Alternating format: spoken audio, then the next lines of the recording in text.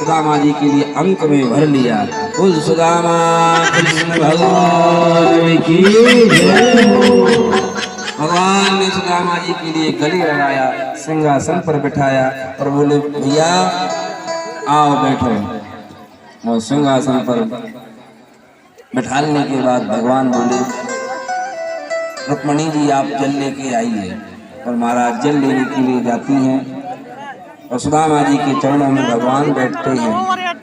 ऐसे बेहाल विवायन तो दुख पायो सका तू आए इतना दिन गोरे देखी सुदामा की दीन दशा करुणा करी के करुणा निधि रोए पानी पारात को हाथ छुओ नहीं नैनन के जल छुपल होए पानी पारात को हाथ छुओ नहीं नैनन के जल छुपल होए। भगवान ने सुदामा जी के चरणों के लिए आंखों से धो दिया। क्यों? भगवान ने गंगा जल से क्यों नहीं धोया? बोले गंगा जल तो हमारे लिए है लेकिन भगवान को तो पांव का ही धोवन है। मेरे पांव के चरणों से जो जल निकला उससे मैं धोऊंगा तो संत अपराध बन जाएगा। जिनके चरणों का सलिले हरते सकल संताप विघ्न सुदामा के चरण श्याम लक्ष्मी जी उनको पंखा लेके खड़ी हो गई। कौन है सुदामा? अब कहते हैं लोग गरीबी है सुदामा जी गरीब दिखे। कहाँ से गरीब दिखते हैं? लोग कहते हैं ज्यादा मत बात करो, तुम्हारे जैसे हमारे यहाँ पानी भरते हैं। अब आप विचार करो, जिनको स्वयं लक्ष्मी जी पानी भर रही हैं, स्वयं जिनको बिजना जला रही हैं, तो वो क्या गरीब हो सकते हैं? इतना भगवान की भक्ति का उनके पास बल था। माता लक्ष्मी उनके चरणों को धोती हैं, चरणामृत पूरे घर में छिड़कती हैं। भगवान ने अंतःपुर में बिठाया, स्नान ध्यान करा के वस्त्र पहनाए, सुदामा जी को भोजन कराया। तो कहने लगे भैया तुम थोड़े जब से आए हो थके थके लग रहे, लेट जाओ मैं चरणों को दबाता हूँ। भगवान जो चरणों को दबाने लगे तो क्या देखा? सुदामा जी की यहाँ पोटली है। और जो पोटली देखी बोले एक बात बताओ, जब से आए हो हाथ ऐसे किए हुए हो? बोले भैया तुम आए तो हमने ऐसे हाथ जोड़े। अरे कुछ तो है इसमें, कुछ तो है। भगवान ने उस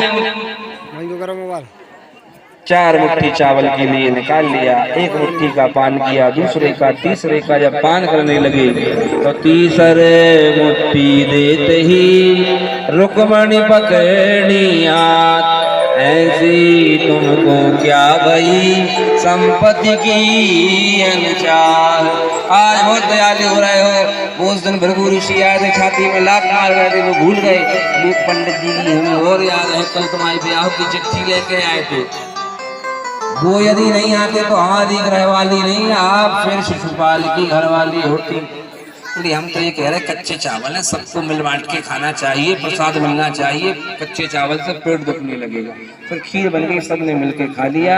सुदामा जी ने बोला सब कुछ हो गया भैया, अब तो कुछ बचा नहीं है।